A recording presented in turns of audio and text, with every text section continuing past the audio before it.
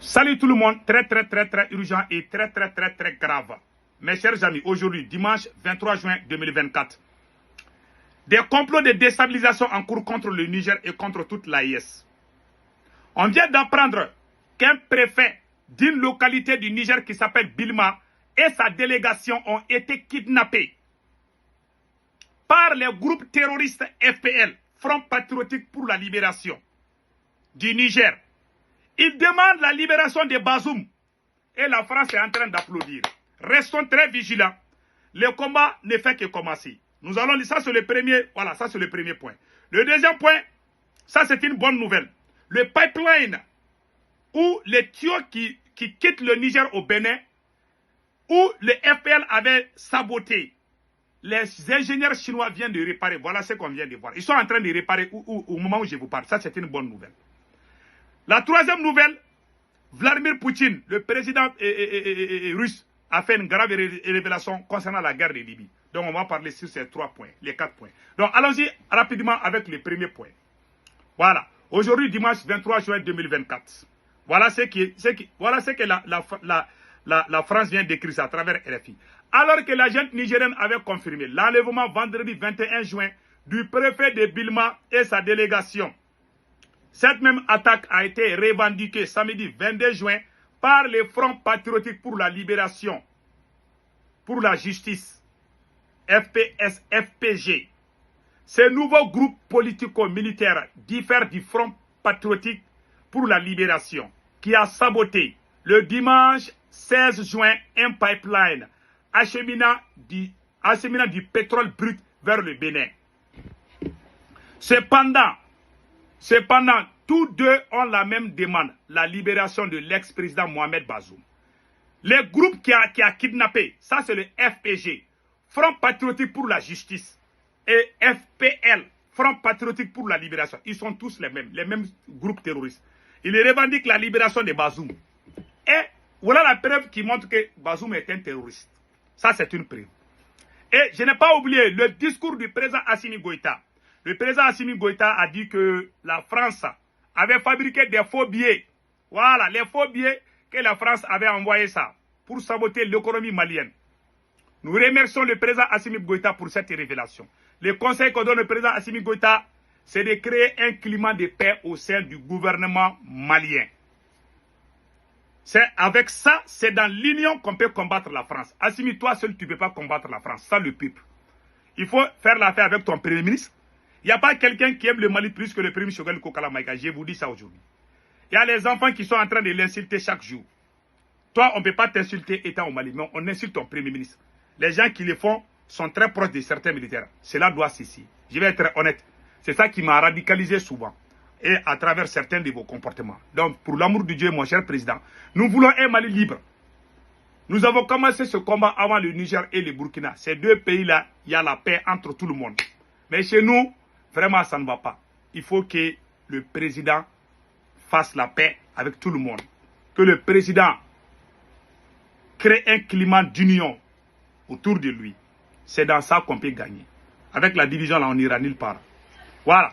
Ça, c'est entre parenthèses. Maintenant, voilà ce que le Niger a montré. La nouvelle stratégie des terroristes, c'est de kidnapper maintenant. Voilà, on ne va pas libérer Bazoum. Bazoum va rester en prison. Pion! On ne va pas libérer Bazoum. Mais, je vais vous montrer cette vidéo. Ça, là, c'est une bonne nouvelle. Voilà. Le pipeline là qu'ils ont saboté là, Dieu merci, le Niger a pris, les ingénieurs chinois sont en train de réparer. Voilà. Dans la nuit du 16 au 17 juin dernier, aux environs de 23h et 2h du matin, pendant que la population nigérienne préparait la fête de la Tabaski, c'est en ce moment précis que des individus mal intentionnés ont choisi pour saboter ces installations à plus de 300 km de la ville de Zander, dans le département de Tesker. Cet acte de sabotage et de vandalisme dont a fait l'objet le pipeline, c'est-à-dire le tuyau transportant le brut pour l'export, entre le point de station 2 et le point de station 3, a été endommagé. Ce qui du coup a permis le déversement du brut sur plus de 370 mètres, constituant ainsi une mare qui s'étend sur plus de 370 mètres de long et 15 mètres de large. Toujours au chapitre des dégâts causés par cet acte, il faut souligner les conséquences environnementales où la faune est touchée, les espèces de plantes englouties et les oiseaux morts par milliers. Bref, un constat amer se dégage de cette situation déplorée par le premier responsable de la région, le colonel Issouf Labo. Actuellement, des dispositions ont été prises par la région de Zander où le Conseil régional de sécurité CRS s'est déplacé sur le lieu, accompagné des cadres techniques et au niveau central, également une équipe conjointe du ministère du Pétrole et de l'Environnement est déjà sur place. Toutes ces équipes, avec l'appui des experts chinois et locaux, mis en place par la région et WAPO, sont à pied d'œuvre pour solutionner cette situation désagréable créée par des individus sans foi ni loi pour détruire la richesse du peuple nigérien. C'est pourquoi le gouverneur de la région de Zander a laissé entendre que la loi, oui la loi dans toute sa rigueur, sera appliquée sans pitié aux auteurs et complices de ces actes.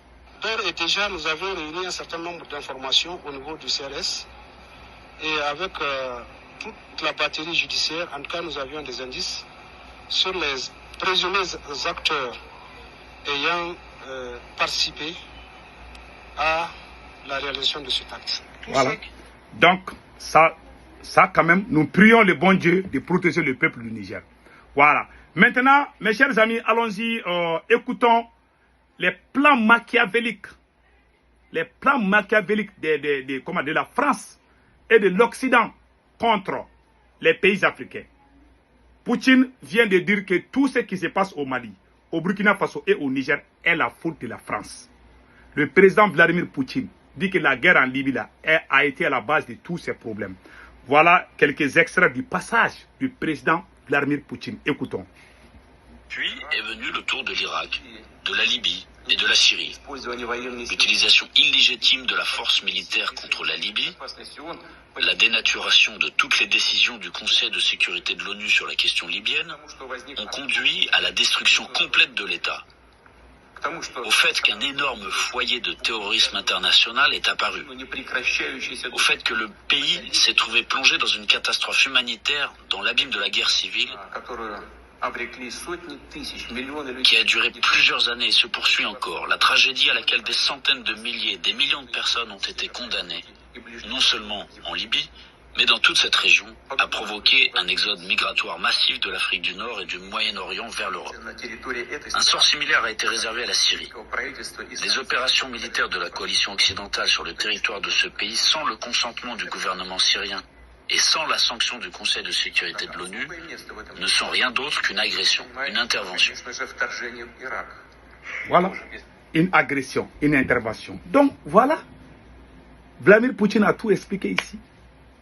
Que Dieu le Tout-Puissant protège les pays de l'AES. Le conseil que je donne, le président Assimi Goïta, tout ce que le président Assimi Goïta a dit contre la France pendant son voyage à Sigasso est vrai.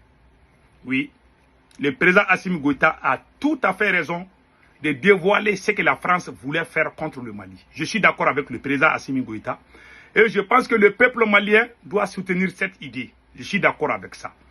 Ce que moi je ne suis pas d'accord avec le président Assimi Goïta, c'est de créer la division au sein de son entourage. C'est ça que moi je n'ai pas aimé. Et sa nouvelle collaboration avec la Banque mondiale et consorts. Ce sont ces choses que je m'oppose. Je ne suis pas contre lui. Hein. Et tous les gens qui veulent détruire le Mali, je les combats jusqu'au dernier sang de ma vie. Je ne vais jamais trahir ce pays. Mais je ne vais jamais vraiment soutenir quelqu'un dans le mensonge.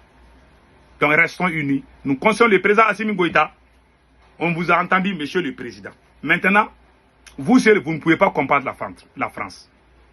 Quand vous venez à Bamako, là, il faut appeler ton premier ministre, appeler le ministre de la Défense et essayer de travailler ensemble main dans la main. Le président Assimi Goïta, vous êtes protégé. Personne ne peut vous infiltrer au Mali. Vous devez faire la même chose avec le premier ministre.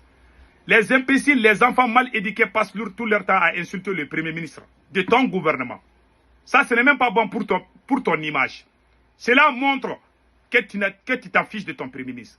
Et ça, ce n'est pas bien pour ton image. Vraiment, on vous conseille. Je n'ai jamais vu un pays où le président laisse son premier ministre insulté par les enfants mal éduqués. Aucun citoyen nigérien n'ose insulter le premier ministre du Niger. Aucun citoyen burkinabé n'ose insulter le premier ministre du Burkina. Mais au Mali, ça se passe. Monsieur le président, il faut corriger ça. Avec ça, on va gagner ce combat.